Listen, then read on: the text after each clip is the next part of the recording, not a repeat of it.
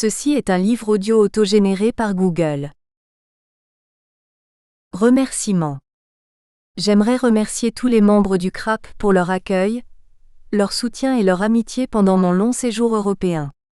Pour leurs précieux conseils et leur disponibilité, je tiens à remercier mon directeur de thèse Éric Neveu ainsi que Sylvie Olitro, Roselyne Ringout et Christian Lebar qui ont fait partie de mon comité de thèse.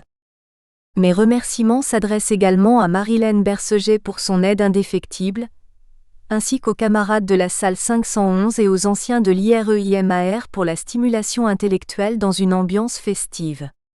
Cette énumération ne doit pas cacher tous les autres membres du CRAP, peu importe leur fonction, leur statut et leurs objets de recherche. J'exprime ma gratitude envers tous les acteurs du monde diplomatique qui ont accepté de m'accorder un peu de leur précieux temps ainsi qu'à mon jury de thèse, composé de Jean-Baptiste Legavre, Isabelle Sommier, Marc-François Bernier, Béatrice Damian-Gaillard, Louis Pinto et Éric Neveu pour leurs critiques constructives. Enfin, j'adresse mes plus sincères remerciements à Claire, à la famille et aux amis pour leur soutien constant. Introduction. En France, la science politique, c'est nul. Il n'y a rien. Pour moi, ça ne m'intéresse pas du tout. C'est la vieille tradition de l'école française de sciences politiques. Voilà. Ce sont des gens qui s'intéressent à savoir comment est l'évolution du bureau de vote 233 dans le département de l'Indre par rapport à ce qu'il était en 1924, par rapport à ce qu'il est dans la Loire inférieure. Il y a toute cette tradition de la fondation des Sciences Po qui, moi, m'ennuie profondément. On ne s'intéresse pas pour moi, la science politique, c'est la science du pouvoir. Il n'y a rien là-dessus, c'est nul, c'est zéro. Donc, je n'ai jamais fait de recherche parce que je trouvais que ça ne m'intéressait pas. Mais par contre, comme je ne voulais pas rester à l'université à ne faire que de l'enseignement, j'ai toujours fait des trucs à côté. Et pour moi, le monde diplo, c'était la façon pour moi de faire de la recherche en sciences politiques. Je pouvais travailler sur des sujets que j'aurais aimé faire à l'université, mais sur des thèmes sur lesquels il n'y avait pas de centre de recherche, à l'époque, il n'y avait rien quoi. À vrai dire, le journalisme ne m'intéressait pas du tout. D'une part, j'ai une carte de journaliste, mais je travaille au Monde diplomatique. Je n'ai jamais envisagé d'être journaliste au Monde, au Figaro, à l'Observateur, etc. Pour moi, ce sont des modèles plutôt repoussants. Donc, ce n'était pas du tout mon ambition. Intellectuellement, pour moi, c'est quelque chose d'assez dévalorisant quoi. Et j'étais plus intéressée à la fois par le travail universitaire, par l'action politique. C'était, je dirais, les deux perspectives que j'avais, les deux choses que j'aimais faire. Mais le journalisme, non. Moi, je suis un journaliste, mais je sais que le monde diplo n'aime pas trop ce mot. Mais je trouve que ça répond très bien à mon boulot. Il y a beaucoup de critiques à faire envers les journalistes et envers les médias en général. Mais cela n'empêche que je trouve que c'est un très beau métier, même si j'ai écrit des livres comme historien, etc. Je suis d'abord journaliste. Voilà, c'est mon métier et je ne vais pas le renier. Où situer le monde diplomatique ? À cheval entre le travail journalistique, universitaire et militant, les journalistes ont eux-mêmes de la difficulté à situer leur travail, comme le montrent les citations ci-dessus, clairement dans un univers professionnel. Cette perméabilité entre champs professionnels peut se manifester par des tâches de travail, par des identités professionnelles, par le mode organisationnel de la rédaction et par le style d'écriture des articles qui se sont développés de manière hybride au monde diplomatique. La présence de ces différentes logiques à l'intérieur de la rédaction a donc pu créer un produit original dans le monde de la presse française, mais elle a aussi pu être source de conflits éthiques, personnels et professionnels. Depuis le milieu des années 1970, le journal s'est positionné sur un créneau jusque-là inoccupé. Journal d'élite, avec des journalistes et un lectorat possédant un important capital culturel, le monde diplomatique a réussi à se positionner à gauche de l'échiquier politique, territoire qui allait être progressivement délaissé par le reste de la presse. De plus, sa critique radicale des médias, qui s'est essentiellement développée depuis le mouvement social de 1995, l'a mis en porte-à-faux avec le champ journalistique, ou plutôt en lutte de légitimité pour définir ce que devrait être le journalisme de référence par opposition au journalisme de révérence, dénoncé par le journaliste Serge Halimi. Cette critique du champ journalistique reste toutefois ambiguë, comme le prouve l'attachement ostentatoire aux valeurs journalistiques d'Hubert Beuve-Méry dont le Monde diplomatique serait l'héritier. Le journal d'attaque et l'héritier du journal de référence peuvent-ils par conséquent être conciliés ? C'est ce carrefour professionnel qui fait la spécificité du Monde diplomatique. Le mensuel a donc emprunté à ces trois univers, emprunts qui peuvent se manifester autant dans son contenu que dans son mode de fonctionnement et sa gestion. Au-delà de cette rencontre originale, nous nous intéresserons surtout à ces hommes pluriels, à ces agents pouvant participer à la fois à plusieurs univers professionnels. Pourquoi évoluent-ils dans ces différents univers, bien que d'inévitables concessions à des normes professionnelles seront susceptibles de leur être préjudiciables ? Comment peuvent-ils importer, voire imposer, leurs pratiques au monde diplomatique ? Avant d'aborder ces questions, intéressons-nous d'abord à l'histoire du journal. Section 1. Courte histoire d'un journal atypique. Pour tracer les grandes lignes de l'histoire du monde diplomatique, nous allons commencer par celle du journal mère, le quotidien Le Monde. En effet, jusqu'en 1973, le développement du mensuel était intimement lié à celui du quotidien. Pour comprendre ce qu'était le monde diplomatique à ses débuts, il faudra donc s'attarder brièvement à la renaissance du monde au lendemain de la Seconde Guerre mondiale. Comme l'affirmait Ignacio Ramonet, le monde diplomatique épousait fidèlement la ligne éditoriale du Monde. Par ailleurs, et tout au long de cette thèse, un découpage temporel a été fait afin de délimiter et de souligner les principales évolutions du journal. C'est pourquoi nous utiliserons comme borne historique les changements de rédacteur en chef ou de directeur de la publication. Ainsi, 4 journalistes ont été à la tête du journal, François Onty, Claude Julien, Ignacio Ramonet et Serge Halimi. Il est à noter qu'en 1981, le titre de directeur de la publication a été créé. C'est pourquoi le découpage historique d'avant 1981 sera déterminé par le rédacteur en chef, et celui d'après 1981 sera déterminé par le directeur de la publication. A. Un supplément s'adressant au corps diplomatique. L'histoire du mensuel est ainsi intimement liée à celle du quotidien, dont les origines remontent à 1861 avec la fondation du journal Le Temps. À la Libération, les biens du journal sont saisis parce que le journal s'est sabordé trop tard sous Vichy. Hubert Beuve-Méry, qui était correspondant du Temps à Prague avant la guerre, démissionna de son poste afin de s'opposer aux accords de Munich qui allaient céder la Bohême-Moravie au Troisième Reich.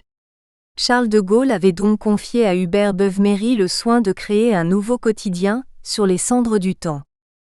Selon Jacques Thibault, l'éducation chrétienne de Beuve-Méry transpire alors dans les pages du journal et allait ainsi fortement marquer la ligne éditoriale. Dès sa refondation, Le Monde se place au centre de l'échiquier politique en émettant des réserves face aux grandes vagues de nationalisation de l'après-guerre. À partir de 1949, le journal se positionne contre un alignement intégral de la France sur les politiques de Washington. En effet, la rédaction du journal était à l'époque trop polarisée face à l'attitude à prendre dans le conflit Est-Ouest et avait donc adopté une position neutraliste, qui allait devenir celle du monde diplomatique quelques années plus tard. Beuve-Méry a failli subir un putsch provenant des atlantistes du journal. Le Monde, pour ses adversaires, de droite comme de gauche communistes, aide les courants neutralistes et pacifistes estimés dangereux dans l'Europe des années 70. Toujours le soupçon, le journal fait le jeu de l'Union soviétique. Le Monde était en somme un journal centriste développant comme positionnement éditorial une Europe indépendante face à deux grandes puissances. Cependant, dans la foulée de mai 1968 et avec l'arrivée d'un nouveau rédacteur en chef, en l'occurrence Jacques Fauvet, le journal de la rue des Italiens prend un virage à gauche. Dès 1973, Fauvet demande à ses lecteurs de voter pour François Mitterrand qui s'était alors allié aux communistes. Il justifiait ce choix par l'alternance politique qui était nécessaire, selon lui, à la stabilité politique de la République française. Le Monde diplomatique, pour sa part, a été fondé en 1954. Comme son nom l'indique, il s'adressait essentiellement aux diplomates, qu'ils eussent été français ou étrangers. Bien qu'on lui attribue souvent la paternité du mensuel, Beuve-Méry aurait été réticent à créer une telle publication. François Onty, journaliste d'origine hongroise qui était l'initiateur du projet, avait ouvertement l'intention de proposer le projet au quotidien Le Figaro s'il n'avait pas l'appui du Monde. C'est donc dans une atmosphère de concurrence-pétition entre les deux grands quotidiens parisiens qu'est né timidement ce supplément international du Monde qui tirait à 5000 exemplaires. À ses débuts, le journal ne comptait que le rédacteur en chef, en l'occurrence François Honty, qui allait par la suite être rejoint par la journaliste Micheline Poney. La majorité des articles étaient alors écrits par les journalistes du service étranger du Monde. Nous le verrons dans le premier chapitre. Le mensuel faisait aussi appel à des diplomates et à des hommes politiques qui provenaient des trois mondes de la guerre froide, du monde capitaliste, du monde communiste et par la suite du tiers-monde. La transmission de caractéristiques éditoriales du quotidien au mensuel est donc indubitable, mais nous ne pouvons pas occulter certaines spécificités du monde diplomatique. D'abord, dans son premier numéro, une présentation du nouveau journal a été faite en précisant que ce dernier doit avoir un caractère international, être rigoureusement objectif et s'abstenir de prendre position à l'égard des affaires intérieures des divers pays. S'adressant à l'origine aux lecteurs gravitant autour des cercles diplomatiques, le monde diplomatique devait adopter en partie sa rhétorique. Comptant 8 pages à ses débuts, il offrait à la fois des articles d'analyse de la situation politique internationale, rédigés la plupart du temps par des membres de la rédaction du Monde, des extraits de discours ou d'allocutions d'ambassadeurs et de ministres et des informations sur la vie publique internationale, rubriques mondaines et nécrologiques, carnet mouvement diplomatique. De ce neutralisme affiché, Maxime Stepanski soutenait que le journal ne pouvait se séparer d'une vision eurocentrique et peut-être également francocentrique des conflits internationaux d'alors, et constituait même une sorte de voix du Quai d'Orsay. En somme, à ses débuts, le monde diplomatique adoptait la vision neutraliste du monde, c'est-à-dire une suspicion envers les deux puissances HE monique qui s'affrontaient alors dans la guerre froide. B. Vers une autonomisation éditoriale. Il faudra attendre l'année 1973 afin que le monde diplomatique devienne réellement une publication originale, distincte du quotidien Le Monde.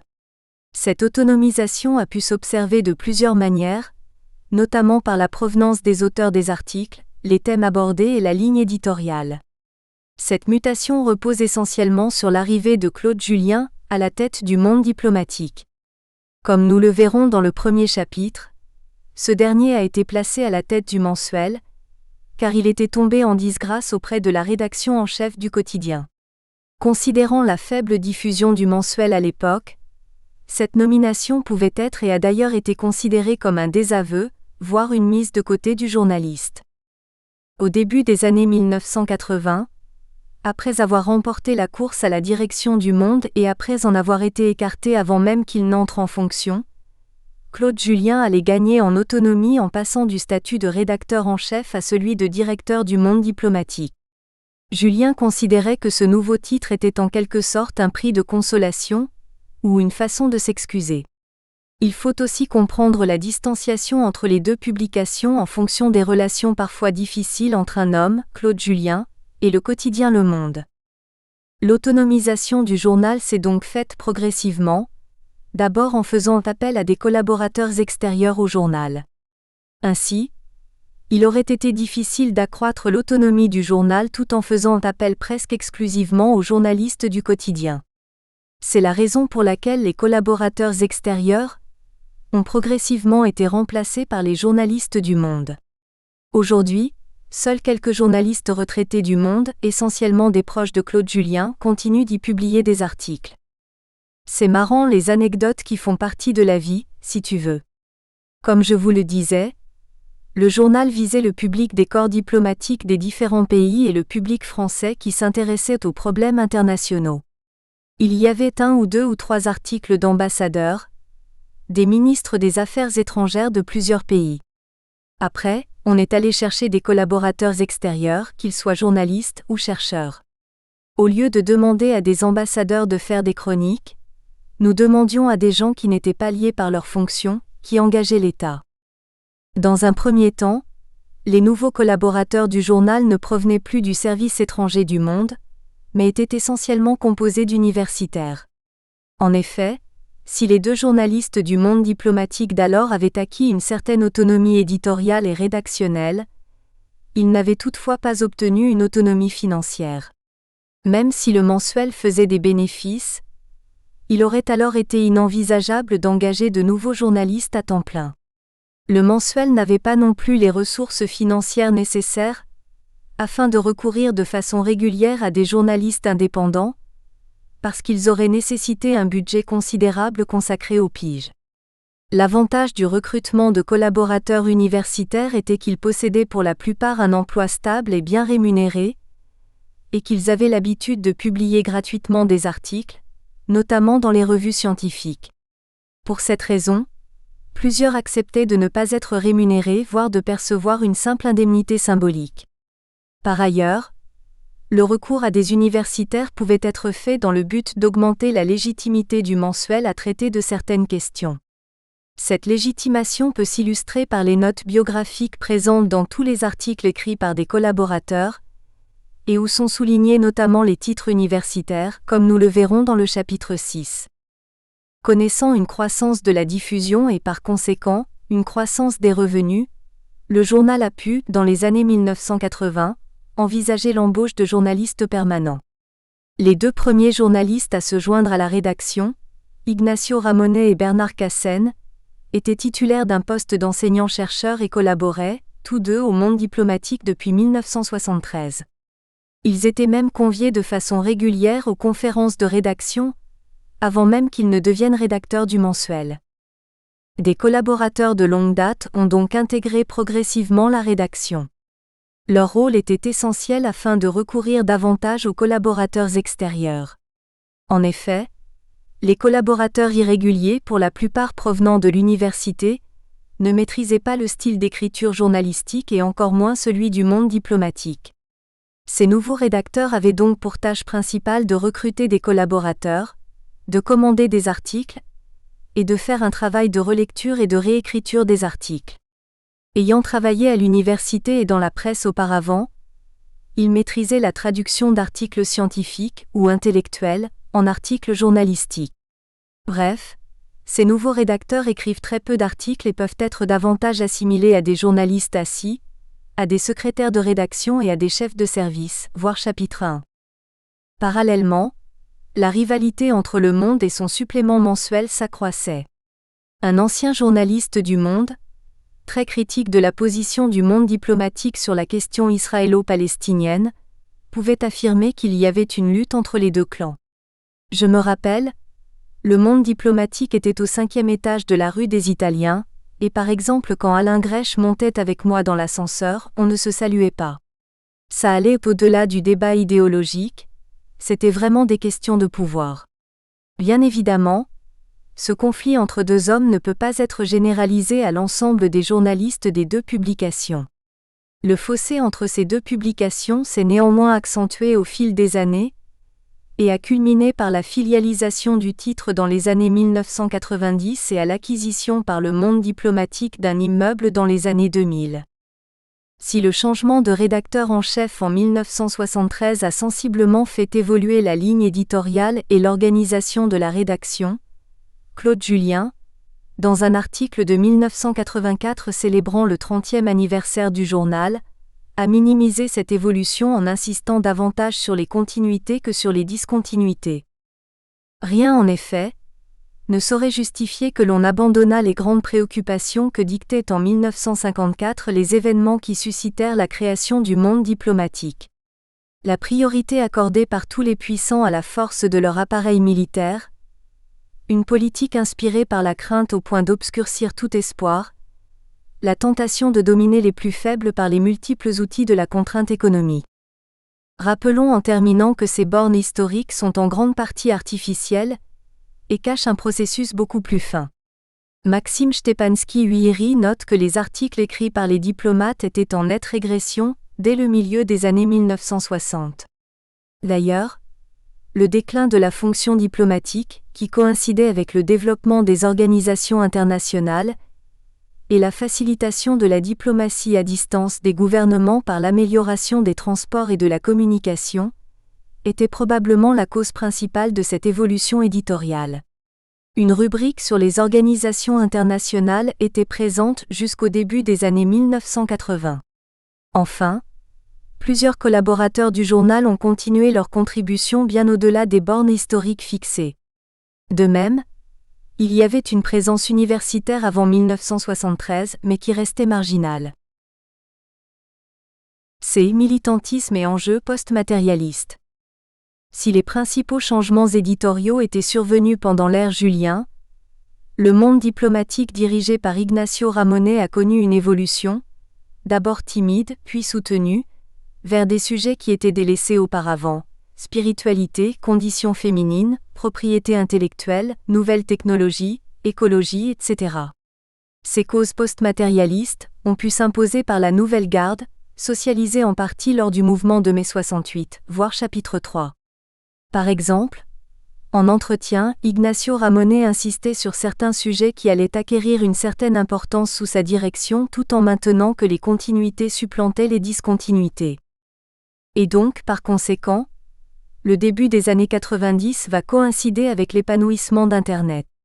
C'est un nouveau monde de la communication. Le journal va énormément s'intéresser à cet aspect-là. Aspect des nouvelles technologies de la communication, etc. Ce qui est aussi un nouveau monde à explorer que personne ne connaissait auparavant. Et troisièmement, c'est une période où nous avons consacré beaucoup d'efforts à l'étude des médias. Attention, ce n'est pas la même chose que la communication. Nous avons travaillé sur le contenu des médias, etc. La guerre du Golfe a été l'occasion. Il y a eu beaucoup de dérapages médiatiques. Mais sinon, dans la structure, rien n'a changé. L'évolution la plus importante, sous la direction d'Ignacio Ramonet, a probablement été un rapprochement effectué auprès des mouvements sociaux, d'abord par une implication directe du journal et de certains journalistes dans des associations militantes.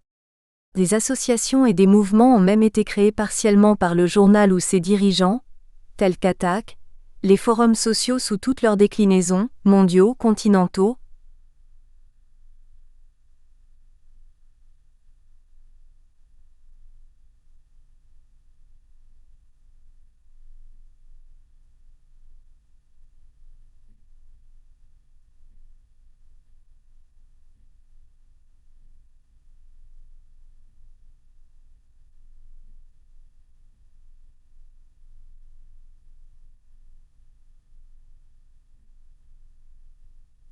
Régionaux, locaux, spécialisés, etc., et l'Observatoire français, Observatoire international des médias.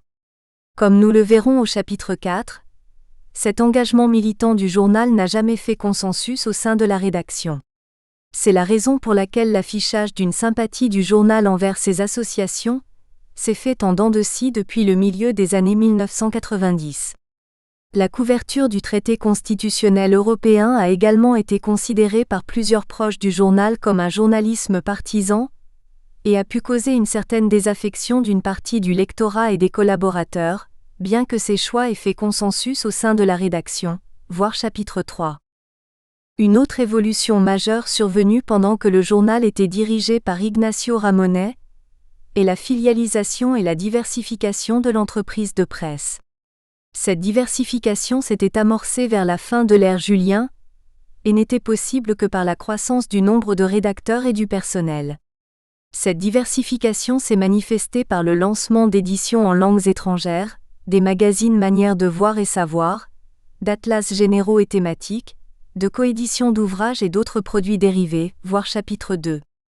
En somme, le changement de rédacteur en chef ou de directeur a toujours insufflé au monde diplomatique de nombreuses mutations. Cependant, malgré ces changements, le journal a constamment connu une nette progression de ses ventes, du moins jusqu'en 2004 voire graphique 1. Le produit original créé par Claude Julien et Ignacio Ramonet, autonome face au quotidien, a donc obtenu une croissance presque soutenue. Notons que des causes externes ont éventuellement pu expliquer certaines périodes de croissance. Ainsi, le tirage a sensiblement augmenté lors d'événements majeurs où le monde diplomatique avait des positions tranchées et souvent à contre-courant du reste du monde de la presse française. Nous pouvons donner les exemples de la première guerre arabo-persique ou de la guerre du Kosovo. Néanmoins, la création de l'association Attac en 1998 et du premier Forum social mondial en 2001 a entraîné la plus grande progression du tirage du mensuel. Ainsi, le journal a pu rejoindre un nouveau lectorat plus militant, où le monde diplomatique pouvait dès lors être considéré comme le journal non officiel du mouvement altermondialiste. Il est cependant intéressant de noter que l'importante baisse de la diffusion enregistrée depuis 2004 est probablement en partie liée à l'essoufflement d'Attac et du mouvement altermondialiste en général. Graphique 1. Évolution du tirage de l'édition francophone du monde diplomatique. Section 2. Le monde diplomatique comme objet d'étude. Dû au fait de l'importance du monde diplomatique dans le champ médiatique français, il est surprenant qu'un nombre relativement restreint d'études universitaires ait été consacré au mensuel. Mentionnons néanmoins la thèse de Maxime Stepanski-Huiri, soutenue en 2009 au CURAP, Université de Picardie, qui traitait essentiellement de la réception du journal, notamment dans les cercles militants, dont les Amis du monde diplomatique et Attac. De plus, Tania Hernandez fait actuellement une thèse de doctorat en traduction à l'Université de Manchester portant sur les éditions étrangères du monde diplomatique. Plusieurs autres travaux universitaires ont été recensés. 2 d'entre eux étaient des thèses de 3e cycle, 4 des mémoires de DEA et 3 des mémoires de maîtrise. Ces travaux constituaient presque exclusivement des analyses de contenu, où l'approche comparative entre plusieurs titres de la presse avait été adoptée. Malgré le faible nombre de travaux, nous pouvons constater que les disciplines qui se sont intéressées au mensuel sont nombreuses. La science politique, les sciences de l'information et de la communication, l'histoire contemporaine, la traduction et la sociologie. Nous ne nous intéresserons ici qu'aux travaux universitaires traitant du monde diplomatique. Effectivement, les articles journalistiques traitant du mensuel sont beaucoup plus nombreux et souvent hostiles envers lui. Néanmoins, plusieurs de ces articles, par exemple celui du Wall Street Journal cité ci-dessous, seront évoqués tout au long de cette thèse. Vous auriez été en droit de penser que vous lisiez une feuille trotskiste éphémère distribuée à un coin de rue par un homme à la coupe de cheveux incertaine et d'assez méchante humeur. Mais cette citation, qui analyse l'agitation de décembre en France, provient des pages augustes du Monde diplomatique, le supplément international, et qui fait autorité du quotidien français de référence.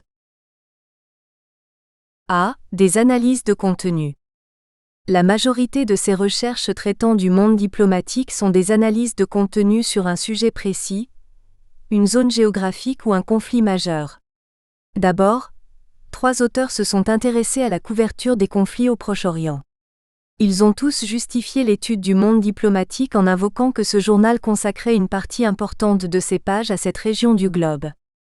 C'est en fait la seule région du globe qui était couverte, au moment de notre enquête, par 2 journalistes de la rédaction, en l'occurrence Alain Grèche et Dominique Vidal.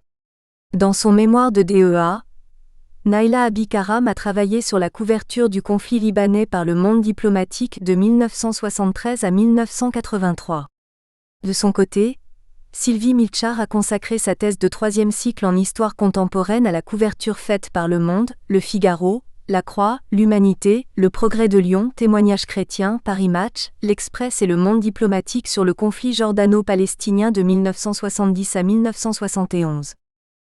Dans un mémoire d'IEP plus ambitieux, Samuel Gilles-Mailhac s'est intéressé à la couverture d'Israël par le monde diplomatique de 1954 à 2004. Il insista sur ce qu'il considérait être un paradoxe, c'est-à-dire que le journal était qualifié par plusieurs d'antisionistes, mais qu'il laissait une place considérable à des auteurs israéliens. L'intérêt du mémoire de Gilles-Mailhac est que son étude diachronique ne s'est pas limitée à l'analyse de contenu ainsi qu'aux évolutions du monde diplomatique, mais aussi à la politique étrangère d'Israël et à la diplomatie française. Il s'est également intéressé aux détracteurs du journal sur cette question, en citant par exemple Pierre-André Taguieff, Clément Weil-Rénal, Alain Finkielkraut et Luc Rosenzweig. Par ailleurs, il a fait un stage dans la rédaction du Monde diplomatique et a interviewé 3 journalistes et un collaborateur du journal. Après le Proche-Orient, c'est l'Afrique subsaharienne qui a attiré le plus grand nombre de recherches thématiques sur le monde diplomatique. 2 auteurs se sont en effet intéressés à ce sujet, dans le cadre de leur mémoire de DEA en sciences de l'information à l'Université de Paris II. D'abord, Mamadou Compaoré a traité de la couverture des conflits africains de 1989 à 1994 dans les pages du Monde diplomatique. Ensuite, Cheikh Tidiane Ndiaye a travaillé sur la couverture des relations internationales de l'Afrique noire dans les pages du Monde diplomatique de 1990 à 1992. Ces deux mémoires constituent pour l'essentiel des analyses de contenu et sont, somme toute, assez critiques envers le journal étudié. Enfin, deux autres recherches ont traité de la couverture d'autres régions du monde faites par le Monde diplomatique. D'abord, Jacqueline Guilhem a consacré un mémoire sur les relations franco-polonaises dans le Monde diplomatique, l'Humanité et le Figaro. Pourtant, nous pouvons affirmer que le titre porte à confusion parce que l'auteur ne cite jamais les articles du Monde diplomatique et du Figaro. Toutefois, l'analyse de contenu la plus originale et probablement la plus contestable est celle se trouvant dans la thèse de 3e cycle en études latino-américaines de Marc Le Glédic. Ce dernier a voulu retracer l'histoire des pays latino-américains de 1970 à 1980, en utilisant comme seule source les articles du Monde diplomatique. Il a justifié cette méthode par le fait que ce journal traite abondamment de cette région du globe. Il a également évoqué que les articles de ce journal étaient sérieux et objectifs. Par ailleurs, il n'a pas tenu compte des importantes métamorphoses survenues au Monde diplomatique à partir de 1973 avec l'arrivée de Claude Julien comme rédacteur en chef, notamment du point de vue de la ligne éditoriale et du recours aux collaborateurs extérieurs au service étranger du quotidien Le Monde. B. Des analyses sociologiques et historiques. Grâce à son mémoire d'IEP, Jean-Baptiste Perret est le premier à s'être intéressé à l'objet Monde diplomatique, au mode de fonctionnement de sa rédaction tout comme à l'évolution du mensuel, autant du point de vue de la ligne éditoriale que de celui de la forme du journal. Avec une recherche ethnographique se limitant à un entretien semi-directif, l'auteur a essentiellement utilisé comme matériau le contenu du journal. Pour sa part, Marc Andewelde, en comparant 4 médias d'opinion, Le Monde diplomatique, Marianne, Témoignages chrétiens et Politis, a fait une enquête de terrain considérable en effectuant un stage dans chacune de ses rédactions et en interviewant 59 journalistes, dont 18 au Monde diplomatique. Toujours dans une perspective comparative, il aborda les questions liées à ce qu'il considère être la nouvelle presse politique. Son mémoire traite de l'engagement dans le journalisme, des conditions économiques d'une presse d'opposition, ainsi que des carrières des journalistes. Enfin, Maxime Stepanski-Huilly a consacré sa thèse de doctorat à l'évolution du monde diplomatique vers le militantisme.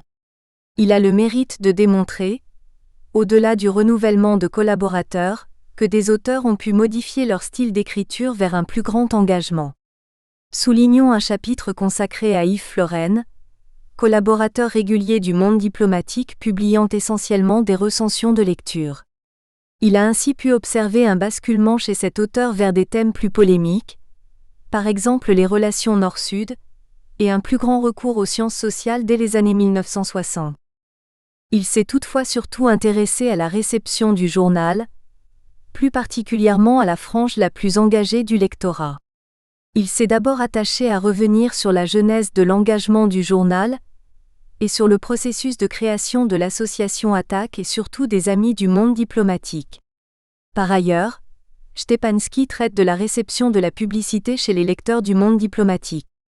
Dans sa recherche qualitative, il a accordé une place importante aux lecteurs les plus engagés, 10 entretiens sur 15 ayant été réalisés avec des membres actifs de l'association des Amis du Monde diplomatique, lecteurs en général les plus réticents à ce que le journal arbore de la publicité provenant de grandes entreprises capitalistes.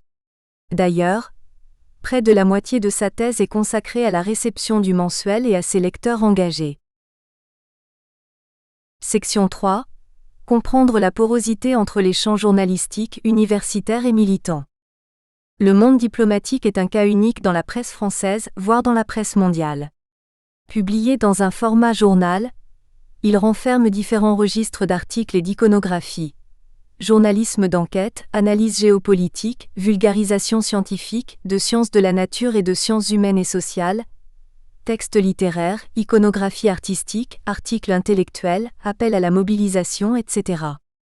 Si le journal englobe tous ces registres, c'est qu'il a intégré des rédacteurs et des collaborateurs provenant de différents horizons. De plus, certains de ces acteurs pourront à la fois graviter dans différents univers sociaux et professionnels qui sont parfois placés en opposition. A. Des acteurs multipositionnés. Ce multipositionnement, perçu chez les acteurs du journal, n'est évidemment pas propre au monde diplomatique et a été abondamment commenté. Certains universitaires ont un accès facile à des rubriques spécifiques, idées, opinions, etc. des journaux tout en pouvant également accorder des entretiens en tant qu'experts. Le monde diplomatique reste néanmoins un cas particulier, car journalistes et universitaires se retrouvent ensemble au cœur même de la rédaction. Selon Jacques Honenhauser, la France est le pays occidental où les scientifiques investissent le plus le monde des médias. Cet état de fait relèverait de la tradition française des intellectuels, héritière des philosophes des Lumières. Pour Raymond Boudon, cet investissement des scientifiques dans les médias est plutôt lié à leur désinvestissement à l'université. Ce désinvestissement serait causé par un double échec de l'université française, celui de n'être pas devenu un établissement d'enseignement supérieur et de recherche de premier rang mondial. Toujours selon Boudon, les scientifiques, en manque de reconnaissance à l'université, chercheraient à obtenir cette reconnaissance dans un nouveau marché plus vaste, celui des médias et des intellectuels. En somme, il considère que le premier marché, celui de l'université, n'offre pas assez de récompenses symboliques aux universitaires et ces derniers devront se rabattre sur un second marché. Pour Patrick Champagne, le champ journalistique est nettement plus hétéronome que le champ scientifique. Le champ journalistique ne détient pas toutes les barrières à l'entrée et ne possède pas de contraintes sur les journalistes, exception faite de celle du marché. Ainsi, la carte de presse n'est pas nécessaire pour devenir journaliste et elle ne s'obtient pas sur des critères d'excellence ou d'acceptation d'un code déontologique. À l'opposé, l'université, avec tous ses mécanismes d'intronisation des nouveaux membres, peut prétendre à une certaine autonomie et possède davantage d'outils pour lutter contre les assauts du marché ou des médias. Les incursions des universitaires dans le champ journalistique sont donc plus faciles et plus fréquentes que celles des journalistes dans le champ universitaire. Le produit offert par le monde diplomatique reste avant tout un produit journalistique, fait en grande partie par des journalistes de profession. L'originalité est qu'il regroupe en son sein, autant au niveau des rédacteurs que des collaborateurs, un grand nombre d'universitaires et de journalistes, critiques des médias. Pierre Bourdieu, sociologue notamment des médias, a publié plusieurs articles dans ce journal en justifiant que le mensuel allait à contre-courant du champ journalistique. Grâce à Dieu, le monde journalistique n'est pas complètement fermé, le monde diplomatique existe. Ce n'est pas par hasard que je vois une vérification de ce que je dis sur la fermeture, dans le succès de ce journal, succès extraordinaire au point d'inquiéter le monde qui travaille beaucoup à remettre au pas le monde diplomatique, qui tout en ayant une autonomie financière, reste dans le groupe Monde. Philippe Reynaud considère que le succès considérable qu'a connu Pierre Bourdieu à l'extérieur de sa discipline est dû à sa manière d'allier science et lutte sociale. Il affirme que les disciples continuent d'alimenter la critique sociale grâce à la collection Raison d'agir, qui fait en quelque sorte la jonction entre le monde des sciences sociales et celui du monde diplomatique. La dichotomie journalisme-militantisme révèle également des tensions importantes et va bien au-delà d'un acteur médiatique, en l'occurrence le monde diplomatique, qui effectue une critique radicale des médias. Si les origines du journalisme relèvent de la presse d'opinion, qui allait par la suite se transformer en presse de parti, la donne allait changer avec le développement de la presse d'information. La reconnaissance professionnelle allait devenir synonyme d'une diminution de l'engagement. Comme le note Sandrine Lévesque à propos du journalisme social, moins les journalistes du mouvement social apparaissent comme militants de la cause ouvrière, plus ils deviennent journalistes et sont identifiés comme représentants légitimes de la profession. B. Une fenêtre d'opportunité historique. Comme le démontrait le graphique 1, le monde diplomatique a connu une croissance importante de son lectorat dès le début des années 1980. Des raisons internes et externes peuvent expliquer ce succès. Les évolutions du champ intellectuel vers la fin des années 1970 et le début des années 1980 peuvent en être une des causes. Comme le mentionne Rémi Riffel, l'élection de François Mitterrand en a pu en partie expliquer ce réalignement, car auparavant, la gauche était culturellement dominante mais politiquement dominée. Les clercs pouvaient-ils être autre chose que des opposants au pouvoir ? Certains resteront dans l'expectative, d'autres accepteront des missions gouvernementales, comme l'a fait Bernard Cassen, proche collaborateur de Jean-Pierre Chevènement. Enfin, plusieurs de ces intellectuels allaient faire un saut idéologique considérable, passant de l'extrême gauche au libéralisme. Pendant cette période de reconfiguration du champ intellectuel français, le monde diplomatique a maintenu sa ligne éditoriale. Cette continuité place cependant le mensuel en rupture avec les autres lieux de diffusion de la pensée intellectuelle, que ce soit les traditionnelles revues intellectuelles ou le développement des news magazines. Cette rupture idéologique doit être nuancée par l'adéquation du monde diplomatique avec certaines nouvelles pratiques du champ intellectuel, notamment en ce qui concerne l'aspect médiatique.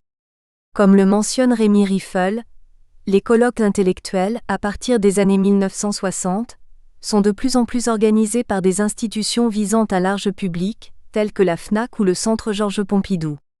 Nous pourrons faire le parallèle avec les carrefours de la pensée du manque organisés par le monde diplomatique. Voir chapitre 1.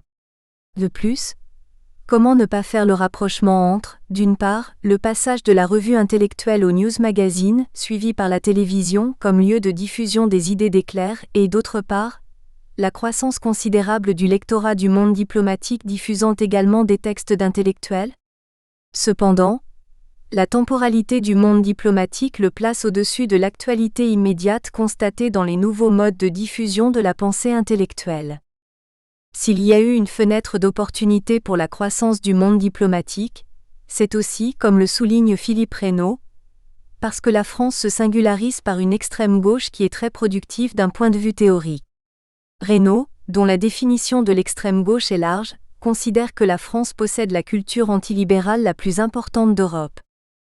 La vitalité de cette culture se manifeste d'abord par le considérable succès de livres, L'horreur économique de Viviane Forester, La misère du monde de Pierre Bourdieu, Les nouveaux chiens de garde de Serge Halimi, ou de périodiques, Les Inrecuptibles, Le monde diplomatique, dont le principal propos est de dénoncer le libéralisme ou la pensée unie.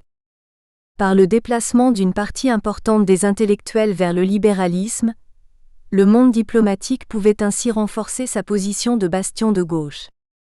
Le saut du journal vers la lutte politique, par la création d'attaques et des forums sociaux mondiaux, peut aussi être interprété comme une fenêtre d'opportunité qu'il a pu saisir. En effet, le déclin du militantisme classique, celui de l'engagement partisan et syndical, a pu ouvrir le marché de l'engagement à de nouvelles causes et à de nouvelles modalités d'engagement. Profitant de la mobilisation des grèves de 1995, le journal a pu connaître un succès inespéré lorsqu'il a appelé ses lecteurs à la création de nouvelles organisations militantes. C. Des catégories difficiles à instituer. Afin de mesurer la porosité des champs sociaux ainsi que la mobilité des acteurs, il faut d'abord commencer par établir des catégories. Ainsi, en plus des difficultés à mesurer l'identité professionnelle des acteurs du journal, voir chapitre 5, il n'est pas facile de définir quelles personnes interviewées devraient être mobilisées afin d'étudier le rapport entre les universitaires, les journalistes et les militants. D'abord, il a fallu déterminer à quel moment quelqu'un devenait collaborateur du journal. Si nous considérons la rédaction comme étant le noyau du journal, nous pourrions tenter de positionner chacun des collaborateurs sur des cercles concentriques situés à distance variable du centre. Certains collaborateurs réguliers sont invités à conseiller la rédaction sur tel ou tel sujet, et sont régulièrement présents au siège du journal. D'autres n'ont écrit qu'une note de lecture ou qu'un article, et n'en écriront probablement jamais plus. Considérant que ces derniers sont très nombreux, il a semblé important de les y inclure. Par exemple, il peut être ardu de définir ce qu'est un universitaire. Par leur imprécision et leur forte teneur en identité stratégique, les notes biographiques du journal ne peuvent pas déterminer de manière claire l'appartenance professionnelle des collaborateurs. Doit-on y inclure uniquement dans cette catégorie les enseignants-chercheurs titulaires, ayant réellement un travail de recherche? Si tel est notre choix, doit-on prendre la publication régulière dans des revues à comité de lecture comme discriminant? Peut-on élargir la définition aux enseignants-chercheurs titulaires n'ayant pas réellement d'activité de recherche légitime aux yeux des pairs, aux docteurs occupant une profession qui n'est pas liée à l'université, mais ayant gardé un pied à l'université, par exemple, pour donner des cours comme vacataires ou pour participer occasionnellement à un colloque, aux doctorants voire aux docteurs ayant abandonné totalement la carrière universitaire? Ce sont tous des cas de figure rencontrés lors de la recherche. La catégorie de l'intellectuel est encore plus difficile à délimiter. Comme le mentionne Rémi Riffel, un professeur d'université qui reste cantonné dans sa spécialité ou un écrivain qui se contente de publier ses écrits, de fonder une revue ou de diriger une collection n'ont pas de raison particulière d'être inclus dans cette catégorie, sauf s'ils interviennent d'une manière ou d'une autre dans le débat civique. C'est enfin également le cas de la profession journalistique, comme nous pouvons l'observer dans la seconde citation de cette introduction, où un rédacteur, possédant sa carte de presse et adhérant à un syndicat de journalistes, effectuant des tâches analogues à celles de ses collègues, affirme ne pas appartenir à la profession journalistique. Enfin, nous pouvons l'observer chez certains militants. Par exemple, un collaborateur régulier du journal, enseignant-chercheur en sciences politiques, membre du conseil scientifique d'Attaque, affirmait en entretien qu'il n'était pas militant. Il considérait que ses tâches à Attaque relevaient davantage de l'université, s'identifiant lui-même à un intellectuel. Section 4. Méthodologie. Dans cette thèse, nous nous intéresserons essentiellement aux évolutions du monde diplomatique de 1954 à 2008, c'est-à-dire aux directions de François Honty, de Claude Julien et d'Ignacio Ramonet. L'enquête ethnographique, menée de 2004 à 2009, n'a pas engendré assez de matériaux afin de traiter en profondeur de la direction de Serge Halimi. Par ailleurs, nous ne possédons pas encore assez de recul historique afin d'analyser l'empreinte du nouveau directeur du monde diplomatique. Toutefois, nous nous intéresserons dans le chapitre 2 au processus de succession d'Ignacio Ramonet qui a mené à l'élection du quatrième candidat déclaré, Serge Halimi. Les matériaux mobilisés dans le cadre de l'enquête sont multiples. D'abord, le contenu du journal constitue bien sûr un élément central, tout comme ses autres publications, les lettres adressées aux lecteurs et les produits dérivés du monde diplomatique. Cependant, le cœur de l'enquête repose sur une enquête ethnographique, constituée d'abord d'entretiens semi-directifs menés essentiellement auprès de rédacteurs et de collaborateurs, actuels ou anciens. Elle repose par ailleurs sur de l'observation, surtout effectuée lors d'un stage de 6 semaines dans la rédaction du monde diplomatique. Montrer les évolutions du journal peut s'avérer être difficile, si on considère la fenêtre réduite de temps où ont été effectués les entretiens. Bien qu'un nombre important d'entretiens ait été faits avec des journalistes gravitant autour du mensuel pendant les ères Honty et surtout Julien, il ne faut pas oublier que la recherche ethnographique est toujours spatialement et historiquement située. Les discours relatant le passé représentent davantage la mémoire que le passé. Les aspects positifs et négatifs, voire le spectaculaire, y ressortent donc davantage que le quotidien. A. Un stage en période de crise. D'abord, un stage de 6 semaines a été effectué au monde diplomatique en janvier et février 2006. Cette période a été caractérisée par des tensions considérables au sein de la rédaction. Elles ont entraîné la démission du rédacteur en chef, Alain Grèche, et d'un rédacteur en chef adjoint, Dominique Vidal, de leurs fonctions hiérarchiques, ce qui constitue une première dans l'histoire du journal. Ce n'était pas la première fois qu'ils offraient leur démission, mais les fois précédentes, la direction avait refusé ces démissions. Cette fois, leur démission avait été confirmée par la direction et on avait procédé à un remaniement des fonctions hiérarchiques de la rédaction. Cette réorganisation, avec la nomination d'un nouveau rédacteur en chef, Maurice Lemoine, et de 2 nouveaux rédacteurs en chef adjoints, Serge Halimi et Anne-Cécile Robert, a pris effet le 2 janvier 2006, date qui a coïncidé avec le début de mon stage. C'est donc dans un contexte de conflit et de réorganisation de la hiérarchie rédactionnelle que le stage a été effectué, avec ses avantages et ses inconvénients. L'avantage a bien sûr été d'observer de près les différents clivages au sein de la rédaction, d'assister plus qu'à l'habitude à des discussions informelles sur ces clivages et plus largement au fonctionnement du journal. Cependant, l'inconvénient de la période de stage a pu être l'observation d'une surreprésentation de conflits ainsi que de rédacteurs en chef adjoints ne maîtrisant pas encore tout à fait les rouages de leurs fonctions. Ces biais méthodologiques peuvent naturellement être réduits par le recoupement avec les entretiens semi-directifs. Il est pertinent de noter que, pendant cette période, 3 articles ont traité de ces querelles dans la presse. Les journalistes de la rédaction avaient pourtant décidé de ne pas porter ces débats sur la scène publique, afin d'éviter une situation semblable à celle qui a eu lieu lors des conflits internes d'attaque au moment des élections qui s'étaient par la suite avérées frauduleuses.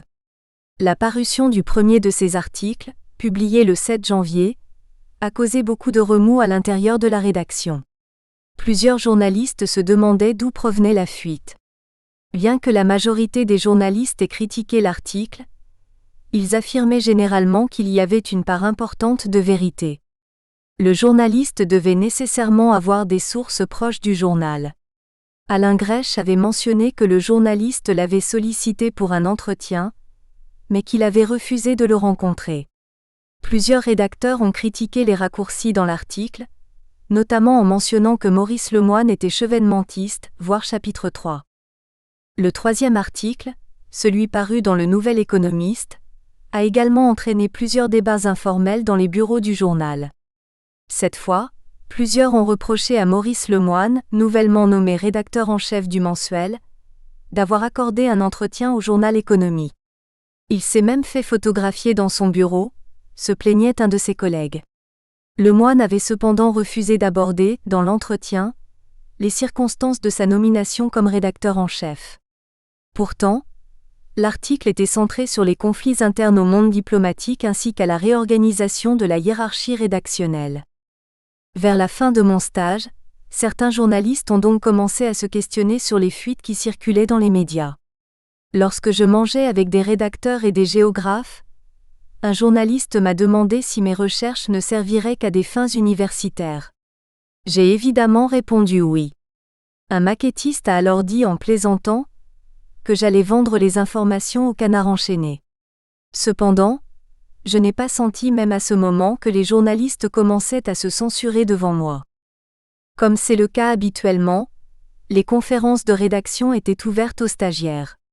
Cependant, il y a eu une réunion de l'association Gunther Holtzmann, c'est-à-dire l'association réunissant tous les employés et qui est également actionnaire du journal, où je n'étais pas invité.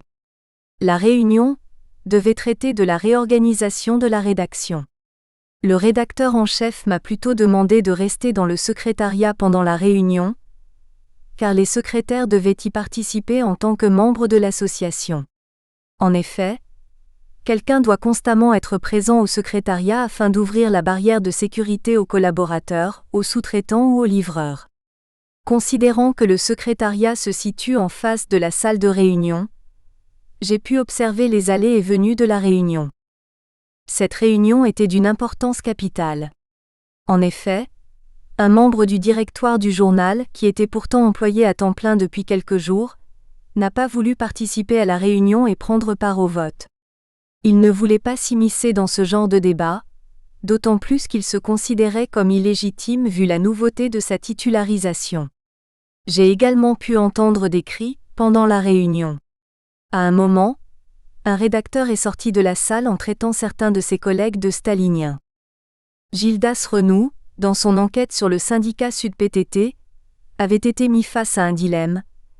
Soit tisser certains liens avec des informateurs tout en se grillant des sources d'opposition, soit créer des liens superficiels avec tous en acceptant de recevoir peu d'informations confidentielles. Comme il sera mentionné au chapitre 3, les collaborateurs et surtout les rédacteurs doivent choisir leur camp dans les différents conflits que traverse le journal, qu'ils soient éditoriaux, le plus souvent, ou qu'ils soient gestionnaires. De nouveaux rédacteurs ont évoqué en entretien la difficulté de devoir continuellement se positionner lors des conférences de rédaction. Cependant, les stagiaires n'ont évidemment pas à prendre position. Toutefois, de par mon affectation à l'Atlas pendant la majeure partie de stage, j'ai davantage eu et assisté à des discussions avec des rédacteurs et des collaborateurs proches du clan Vidal-Grech. B. Conditions du stage.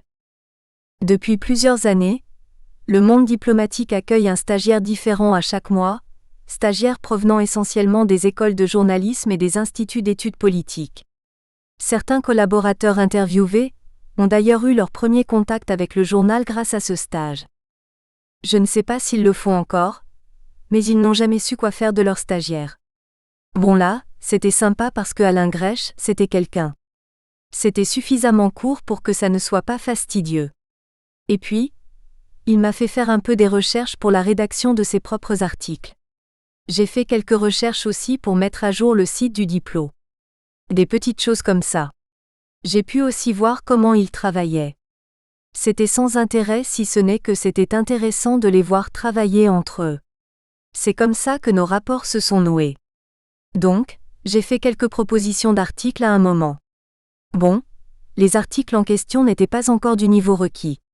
Et puis, j'ai commencé à collaborer avec le journal en 2002 au moment où la crise en Irak s'annonçait. Et puis, quand la crise s'est déclenchée. Quand on sentait qu'une intervention américaine était imminente, en 2002. Moi, j'étais sur le terrain, j'avais une position qui était inédite. Je connaissais extrêmement bien l'Ancien Régime. Je pouvais couvrir ça de l'intérieur. Et c'est à ce moment-là qu'il m'a demandé un article. Il a fallu, pas qu'il réécrive, mais qu'il réorganise parce que je manquais un peu des réflexes à ce moment-là en termes de structure, voilà. Et puis, à partir de là, ça s'est enchaîné assez vite à cause des événements. J'ai beaucoup publié en 2003. Les 3 premières semaines de mon stage peuvent presque se résumer à de l'observation directe. En effet, l'ancien responsable des stages ayant démissionné de ses fonctions hiérarchiques, la rédaction n'avait pas encore trouvé un remplaçant. Je me suis occupé assez vite des stagiaires jusqu'au changement dans la rédaction en chef qui est intervenu en janvier. Maintenant qui s'en occupe? Je ne sais pas. J'espère que quelqu'un s'en occupera. Mais je n'en suis pas sûre.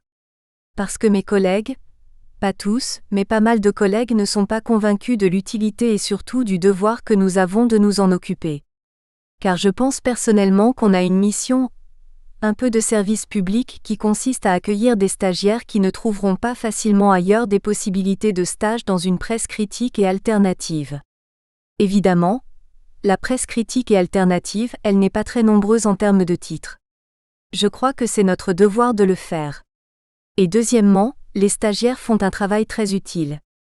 En somme, le travail demandé normalement aux stagiaires n'arrivait qu'au compte-gouttes. Pendant cette période, j'ai probablement travaillé réellement en moyenne 1 heure par jour. Le manque de travail a même pu être l'objet de blagues. Par exemple, un matin, le rédacteur en chef est venu me voir en me demandant : « Est-ce qu'ils t'ont donné du travail ? » Non. Ah, c'est salaud. Bien qu'accaparant peu de mon temps, les tâches étaient plutôt variées. D'abord, je devais faire des chronologies montrant l'évolution politique de pays africains, notamment une de Madagascar, chronologie qui allait être publiée dans le journal afin d'aider le lecteur à comprendre des articles traitant d'un pays périphérique.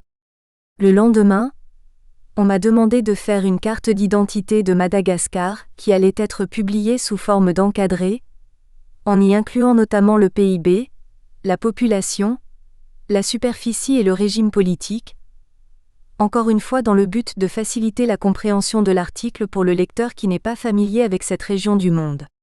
Un autre travail consistait à faire de brèves notes de lecture de rapports de think tank, notamment des rapports du Crisis Group. Ces notes, qui devaient être publiées dans le journal dans la rubrique « Dans les revues », n'étaient pas signées. Il peut être noté que le Crisis Group émet des opinions généralement différentes de celles du journal, notamment en promouvant la libéralisation des pays du Sud, qui est vue comme un moyen de mettre fin à des conflits armés. Une autre tâche a été d'estimer le nombre de caractères d'anciens articles. En effet, le journal préparait un numéro de manière de voir ayant comme thème le Maghreb colonial. Ainsi, la majorité des articles dataient d'avant 1978. Ils n'avaient donc jamais été numérisés.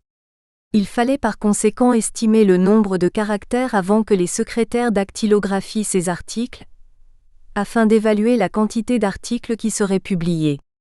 Un numéro normal de Manière de voir compte en moyenne 400 000 signes, et j'en ai estimé 340 000 pour les articles qui m'avaient été confiés. En me donnant ce travail, le rédacteur en chef s'est excusé en me disant que ce n'était pas une tâche qu'il donnait habituellement aux stagiaires. L'emplacement du bureau était un endroit stratégique, afin d'observer le fonctionnement de la rédaction. Il était en effet situé dans une grande pièce ouverte où travaillent les 3 rédacteurs en chef adjoints. Considérant que ces derniers sont sollicités régulièrement, ils sont, avec le journaliste responsable des nouvelles technologies, les seuls à ne pas avoir un bureau individuel et fermé. Par ailleurs, ils sont à proximité des concepteurs artistiques, des maquettistes et des photograveurs car ils doivent ensemble monter le journal. Pendant la période du stage, Serge Halimi était le rédacteur en chef adjoint responsable du numéro du mensuel, et Martine Bullard était responsable du numéro de Manière de voir consacré à la Chine. Figure 1, disposition d'une aile du premier étage du journal. Au milieu de la 3e semaine de stage, le rédacteur en chef a décidé de m'affecter au service de l'Atlas. En effet, Le Monde diplomatique était alors en voie de publier la 2e édition de l'Atlas et la date de bouclage était fixée au 8 février 2006. Après m'avoir donné une courte formation sur l'utilisation d'un logiciel de cartographie, les responsables de l'Atlas m'ont donné comme tâche d'entrer les corrections sur les cartes thématiques de l'Atlas. Par ailleurs, les géographes me demandaient de faire de la recherche documentaire sur Internet afin de créer ou de compléter des cartes, des graphiques et des tableaux. Quotidiennement, je côtoyais un rédacteur du journal responsable de l'Atlas, 4 cartographes dont 3 étaient pigistes réguliers du journal, un concepteur graphique, un second stagiaire et 2 correcteurs.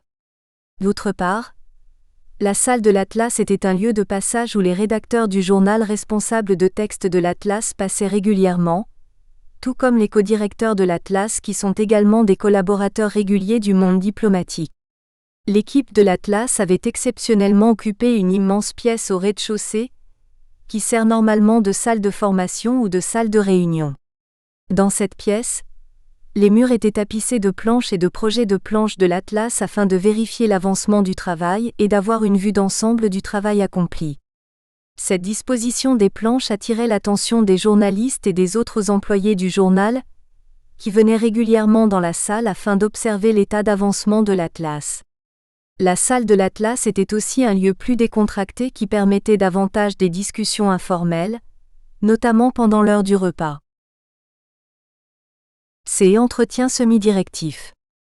Si l'observation directe a été un élément majeur dans la quête de matériaux, la recherche a néanmoins reposé surtout sur des entretiens semi-directifs effectués auprès de journalistes, d'anciens journalistes et de collaborateurs. D'abord, au moment de l'enquête, tous les rédacteurs ont accepté d'être interviewés, à l'exception d'un rédacteur qui était également directeur général du journal. Toutefois, ce dernier a été interviewé par téléphone après qu'il ait pris sa retraite.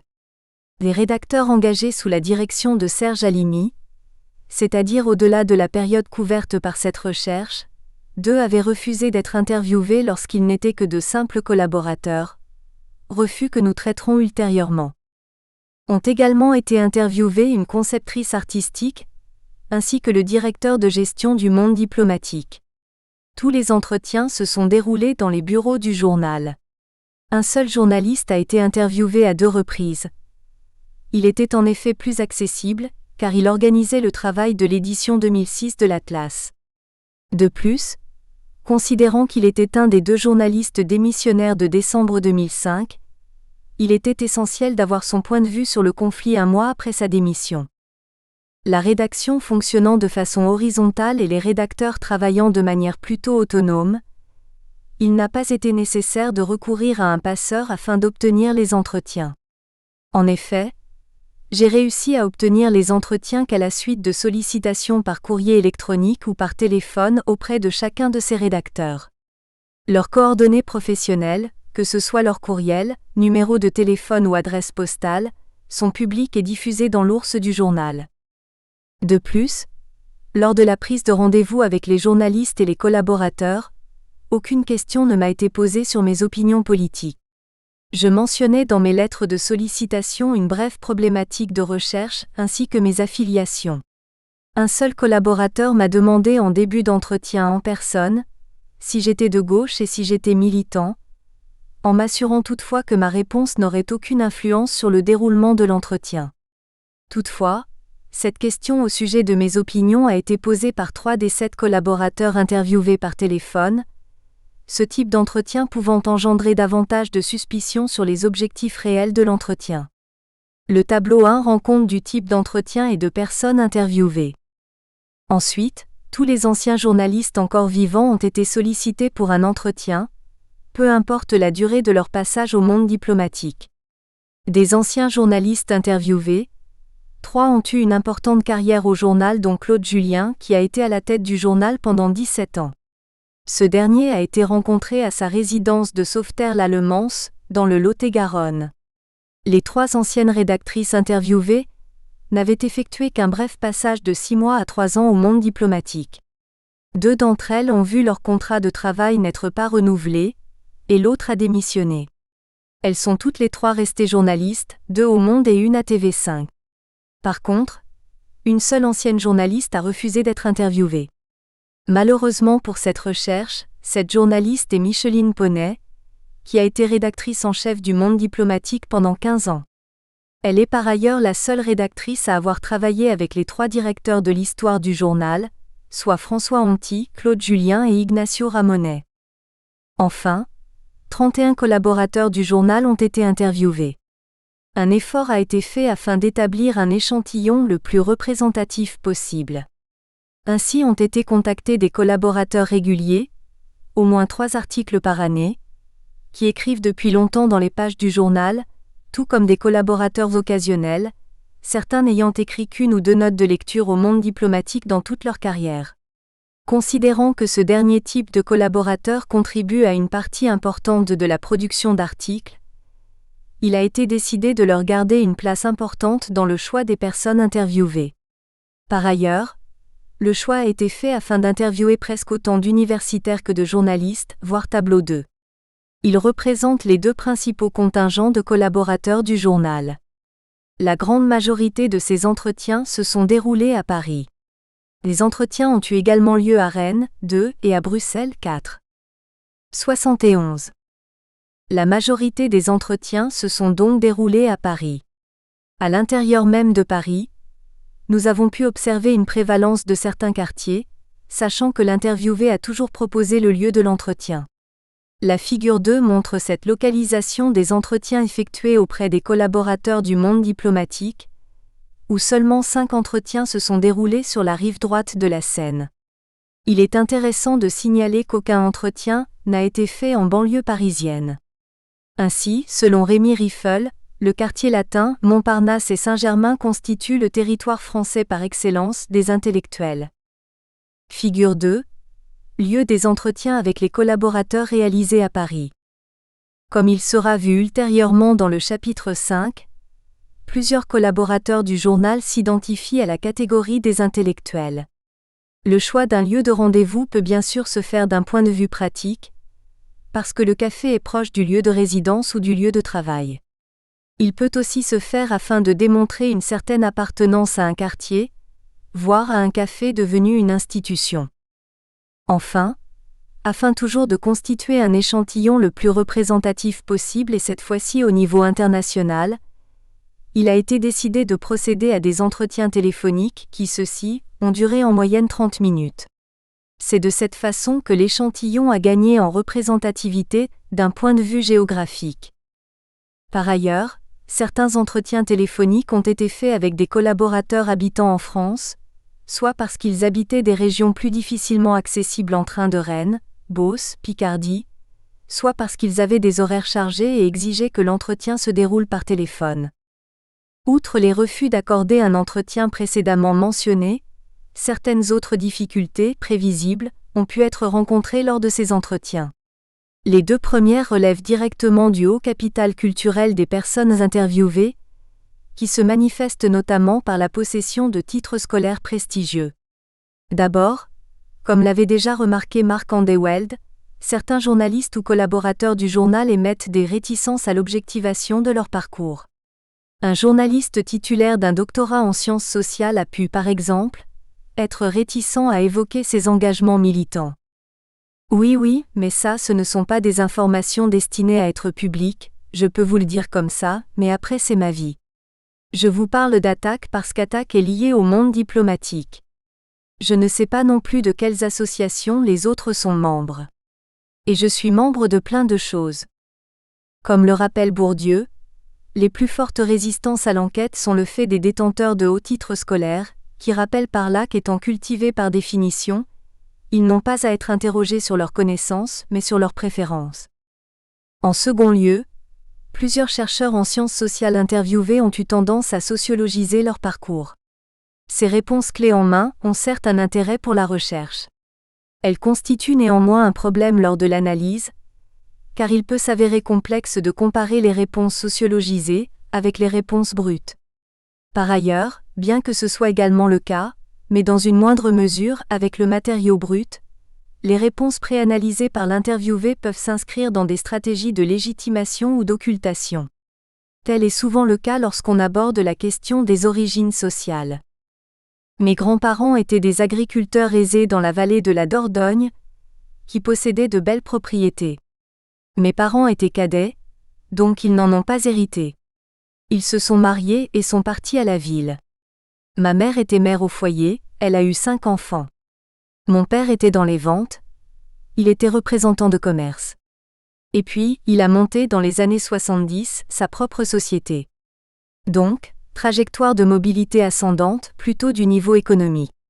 Moi, c'est une mobilité ascendante, plutôt du côté intellectuel, qui n'est pas sans poser de problème dans la famille. Et moi, je suis de gauche tandis que ma famille est plutôt conservatrice. Mon père était gaulliste, il avait été résistant. Et moi, j'ai été élevé dans les valeurs gaullistes, dont j'ai gardé l'idée de résistance. C'est la continuité absolue avec l'idée de résistance. La trajectoire sociale s'inscrit dans l'œuvre. Enfin, un dernier problème concerne la représentativité des universitaires dans l'échantillon. Un effort a donc été fait afin de respecter une certaine représentativité. Cependant, il est à noter que le taux de refus a été particulièrement élevé chez les universitaires ayant une activité militante considérable, et parfois avec une activité scientifique légitime plutôt faible. D'ailleurs, la majorité des membres militants d'associations critiques des médias, telles que Acrimed, le Plan B et Observatoire. Nous espérons que vous avez apprécié cet aperçu. Pour continuer à écouter ce livre audio sur Google Play Livres, utilisez le lien dans la description de la vidéo.